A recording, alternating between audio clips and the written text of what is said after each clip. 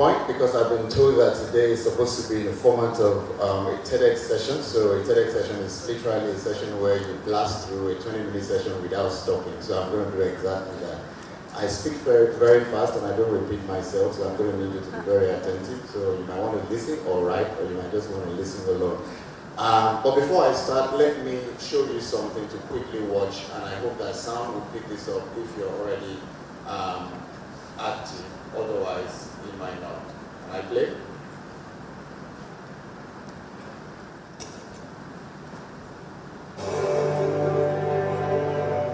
Here's to the crazy ones, the misfits, the rebels, the troublemakers, the round pegs in the square holes, the ones who see things differently.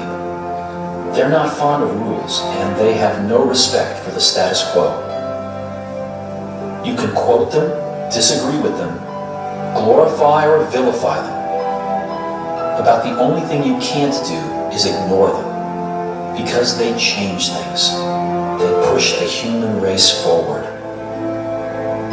While some may see them as the crazy ones, we see genius.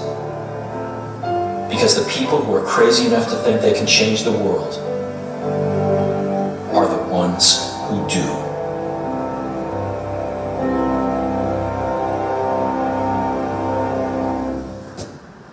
Thank you. This was an advert by Apple Incorporation that was done in possibly around 1989. Apple at that time was known as a company that was about to go broke and was about to literally go bankrupt. Everybody thought that was the end of Apple and Microsoft was going to dominate the world as far as personal computing and innovation, creativity is concerned. And the guy that you heard the voice there is the founder of Apple, well, was the founder of Apple, still is, but now late, Steve Jobs. He came up with an idea of building a company that had a number of people that were just absolutely crazy. People you literally call tiebreakers, which is why I like this session that is called tiebreakers. People call them crazy, they call them misfits, they call them people that don't see reality, they are dreamers. But essentially, those are the people that they thought that were needed to rebuild the company and take it from downhill forward to where it needed to be. And why people might call them crazy, why they might call them dreamers and call them people that don't understand realities of the times, but he saw that there were people who were genius enough to begin to think creativity and innovation. And so, fast forward about 20 years later, today Apple is one of the greatest companies on earth. In 2012 was valued, Apple's stock was valued about $120 billion, more than ExxonMobil, the first time that a private company that is not an oil and gas company became bigger than any oil and gas company on the planet. What am I trying to say? We live in the 21st century, a time where buzzwords like innovation, creativity, startups, entrepreneurship, career, high performance, phrases and clauses and statements like this are the order of the day. Everybody is talking about innovation. Everybody is talking about creativity. Every organization, they no longer want to employ just employees any longer. They want to employ innovators and creators. No longer is your job good enough for you to just have 9 to 5 and keep a seat at your office as an employee. In fact, organizations are no longer employing people who are just employees. They are employing what they call intrapreneurs. Intrapreneurs are people who have the ability to create businesses and ideas within an organization. And the reason why more people are losing their jobs these days is not because they are not good enough to be 9 to 5 employees, it's because they are not good enough to be innovators and creators. So you realize that careers are shifting and global trends are shifting towards innovation and creativity. But the more this shift is happening, the more you see people shifting more towards the traditional straitjacket careers. So whether you're here to look for or to prepare a CV or you're trying to develop a business plan, the buzzwords like creativity and innovation have to be part of what you do. Every single time I'm trying to employ people and they come to the final stage of having an interview with me, having gone through two, three stages of our company, and I ask them, why should we employ you? Every single time I hear you should employ me because I will be one of your best employees ever. You're not going to get a job.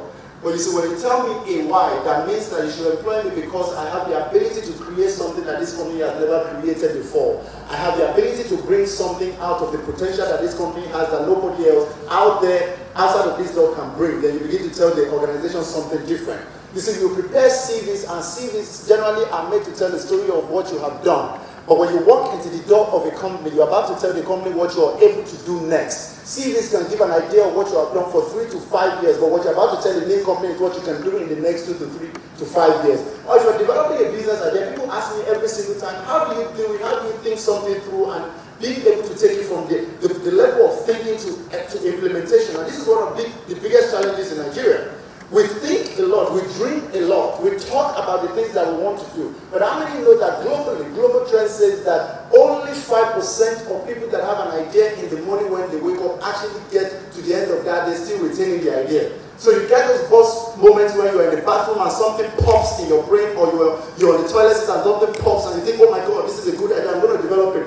Do you know that before you step outside of your door, the idea has lost about 80% of the potency that it has. By the time you enter Lagos traffic and before you get to the office or your school, it's down to about 25%. By the time you sit down at your desk and the first thing that pops up on your page or on your desk is Facebook or Twitter, it's lost about 10% of the remaining 25%. And by the end of the day, when you've gone through the stress and you're then maybe catching the bus or you're driving home, you're down to about 5% of what the idea is supposed to be. And hopefully you get home and NEPA hasn't taken life. Then maybe the idea can retain and then you consider and do something about it. But most times, most people lose the idea before the end of the day. And do you know that every single time you get an idea, 5 other people have that same idea?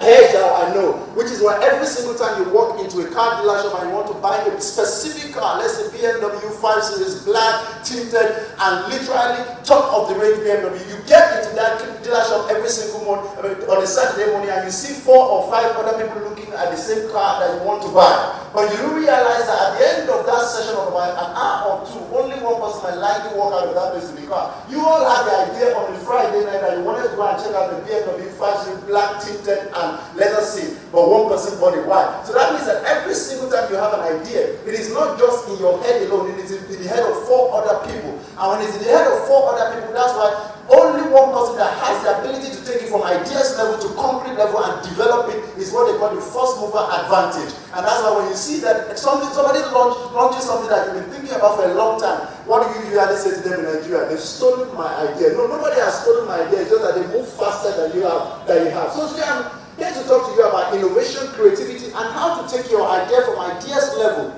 to concrete level. Like I said, I'm not here to give PowerPoint presentations or talk to you about the ingredients or the things that you need to do or how to build this or how I've done it. I'll tell you a bit of a story and examples of how different people have done it in the past, including companies like Apple, Microsoft, Google, Facebook. I mean, the biggest companies and the biggest organizations in the world that we all look up to and that we're all trying to grow and become. And even locally in Nigeria, you have some really fast-growing businesses coming out and literally taking the world by storm because of this principle. And if you can understand this principle and apply it to every part of your life, whether you are a career person or you are a business person or just a startup person that is about to start your journey of entrepreneurship, if you can apply these principles, I believe that it can change the way you do things. I believe that it can transform the way you take your idea from ideas which is usually hanging in the air somewhere to how you turn it into a concrete step, a set of action that you need to do to bring it to life.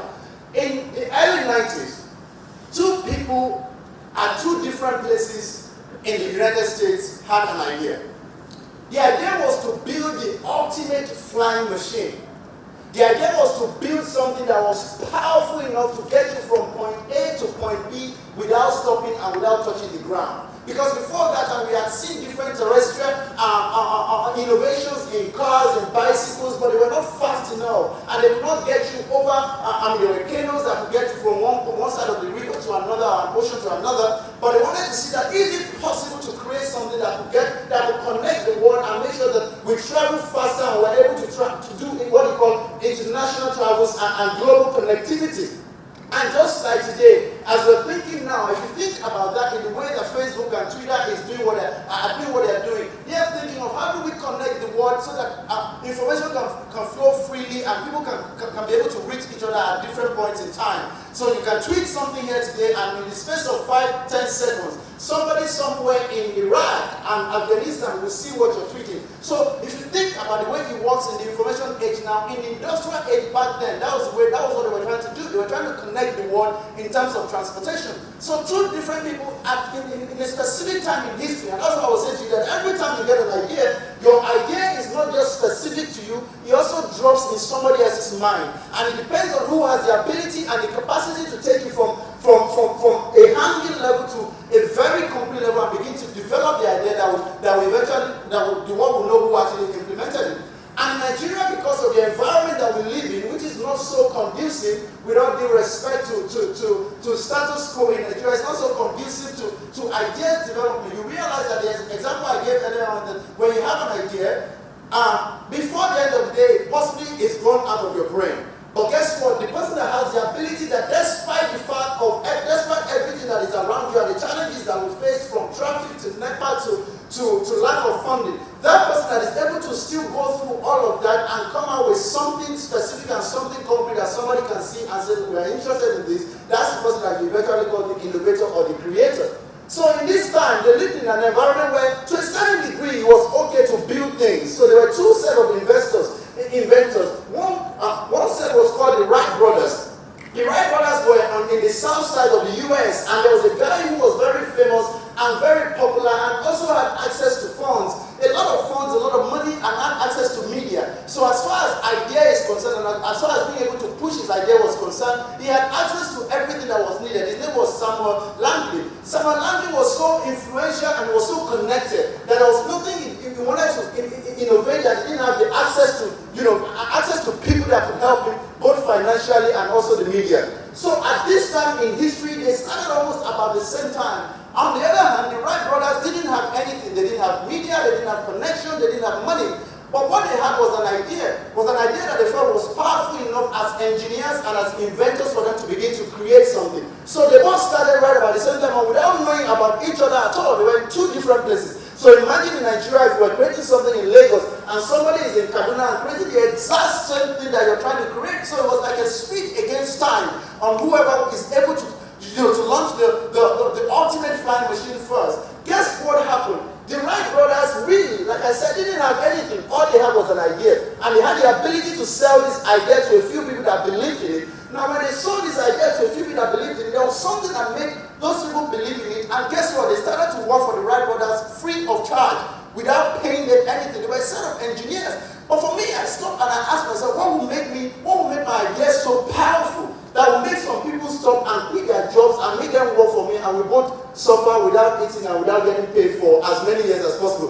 Have you thought about that for a minute? That in Nigeria, is it possible for you to convince your friend that you have an idea that is so powerful, that is so big enough to transform Nigeria, possibly transform Africa, that somehow they will quit their jobs in oil and gas sector or MTN or banking sector, and they say, you know what, we believe in this, let's do it. I believe that there must have been something so powerful about the idea. On the other hand, Samuel Langley, he had money to employ people. He had money to buy the media. He had money for everything he wanted to do. Guess what he did? He started to employ people. He had a bloated team. He had people that could help him create it. They designed the first machine. They designed the wings of the aircraft, and it was supposed to be what they call a glider. Now a glider was something that was just supposed to be able to fly from one point to another and possibly be able to land somewhere safely, maybe for about 2 seconds or 3 seconds.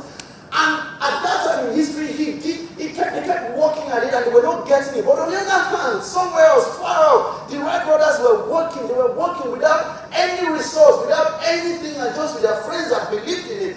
And ladies and gentlemen, a time came that at that point in history, the Wright brothers took to flight.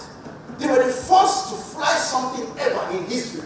They never ever thought it was possible. So I think it was 1908, this thing took to flight, but guess what? Nobody was there to cover it. But Samuel Langley's team, even though they were not able to even leave the workshop and fly, media was there every single day to cover their success. So the news broke that the Wright brothers are taking off. They are built something like, who are the Wright brothers? Where are they? So the media started to gravitate from here to here to come and cover something. That taught us 3 things that I want to share with you today. It is what they call the principle of the what, the how, and the why. If you can get an understand this, it would give you and let you know the reason why your idea will take off before anybody else's idea, regardless of how much money and how much access they have. And I've seen this happen again and again and again, that if you can understand these three principles, you can take an idea from a very high level and from something that is hanging in the air and turn it into something that is so concrete that somebody can then begin to run with. What do I mean by the what? You see, the what in an idea is that what is that thing that you want to do? What is it that makes it different from everything else out there? It might be a career. When you're applying to a company, what is it that you're applying to the company for? What makes them different from any other company? Or if you're developing a business idea, what makes it unique? What is in the idea that separates it from everything else out there? It might be the fact that the market is huge. It might be the fact that there's no product out there or no service out there that does exactly what you do. It might be because that you feel that what is currently out there is not good enough and you're trying to improve on it. By the way, let me quickly differentiate between innovation and creativity. Innovation is your ability to apply new methods and new principles to something that already exists. So people always think that when I innovate, I need to create something new. Guess what? There's nothing wrong in taking an old idea and applying something new to it to make a better version of it. I'll give you an example. We've always reported traffic in Lagos on radio. We've always reported, and you text each other and tell each other that there's traffic in this place, avoid it. But there's something now, and I'm trying to use things that you can recognize that if you're on Twitter, you know Giddy Traffic. So Giddy Traffic came up with something that using crowdsourcing to report traffic in Lagos. The guys are not doing anything. You are the one that is doing the work. You tell Giddy Traffic what traffic is like in Victoria Island. Giddy Traffic retweets it and it goes to 50,000 other people. So he just sits in one place with a mobile phone and retweets what you're telling him, and everybody sees the thing. But guess what? Nokia found out about it and Nokia liked it. And Nokia partnered with Giddy Traffic. So a guy that started something with just his mobile phone, no funding needed except for 15,000 naira that he used to buy the BlackBerry, maybe club or whatever it is, and 3,000 naira subscription per month. Today the guy is a millionaire in Nigeria that literally from retweeting what you're tweeting, and you're the one making him rich because you're giving him information. So maybe from tomorrow, stop telling me what the traffic is like, but don't, because it's helping all of us. And another thing is Dubox. Dubox started just about 2 years ago. A young guy just thought that, you know what, a lot of Nigerians are having access to the internet. You have data packages. Why don't I create something and you like to watch your movies on the go? Why should you need to sit in front of your laptop to watch your movies? So why don't I create something, partner with a telecoms company, and make sure that all the Nollywood movies are accessible on your mobile phone? So he created something. It was an innovation. It was not a creation. He didn't start Nollywood. He didn't go and start his own movie industry. Do you understand? He didn't start to go and buy CDs. He literally took the content that was available and made it available on mobile phones. So guess what MTN did? MTN made an offer last year and bought Dubox for I think about 150 million naira or something like that. So from nowhere, $1 million. Like that. So innovation is about applying new methods and new principles of making things that already exist, making them more efficient and making them better. So when somebody says that you're trying to, I'll give you an example. So a company thought in Nigeria that, you know what, back in the day, to do something in Nigeria, to get from one place to another in Nigeria, you need to have your own car or use BRT and all of that. Why don't I create a service that will let people in Nigeria that are coming to Victoria Island be able to share their cars? So he created something that just started, so people can now share their cars together and they will share the cost of fuel and the cost of servicing one person's car per week. So they actually rotate their car, so that will just what need the car from Monday to Friday, let me sell my car. So that's a service, that's innovation.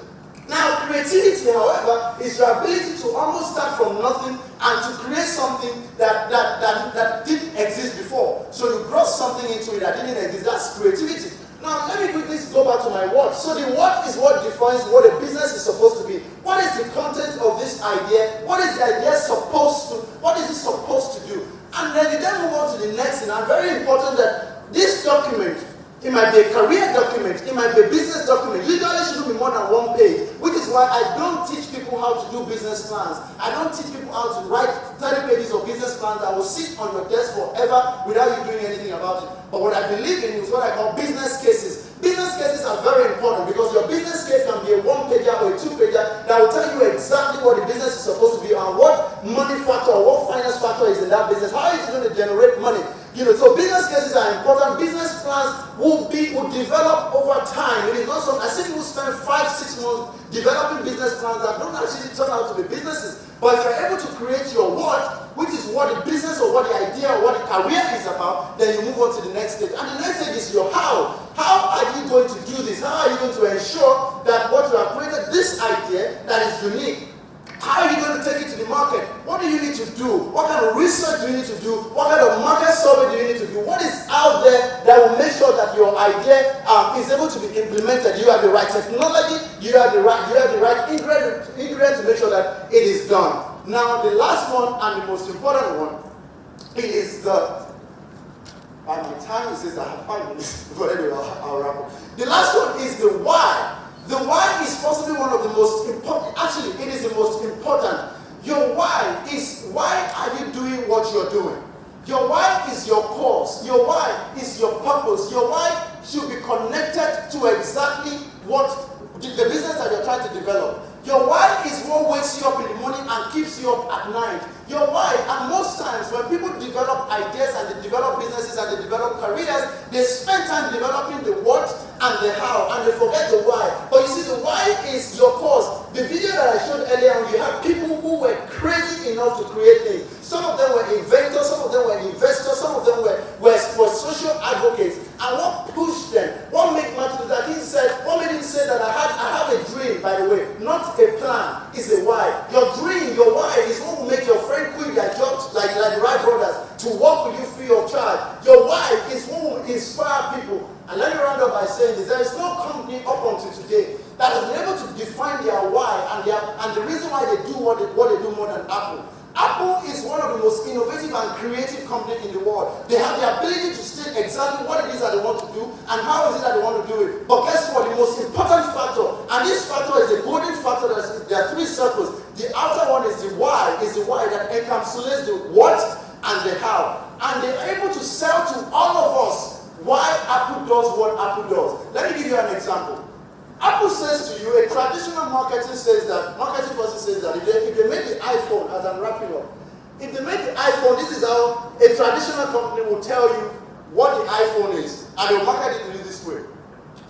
They will start with music and they say, we have the iPhone. It is fantastic, it is sleek, it is nice, it is for everybody to have. Make sure you have a copy of it or buy one of it. And just literally very boring most times. And you decide whether you want to buy the iPhone or not, or check other alternatives. But this is what Apple does. Apple says to you that we are a dreaming company. We believe that everything that we make is supposed to change lives. It's supposed to push the human race and change status quo. We've taken a traditional phone, we've innovated and created something extraordinary out of it.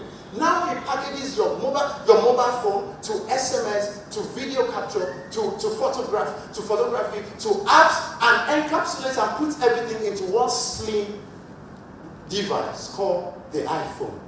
Do you want one? Now everybody wakes up and says, yes, because everything they do is about pushing the human race forward. It is the people that are crazy enough to think that they can change the world as the ones that actually do. Thank you very much.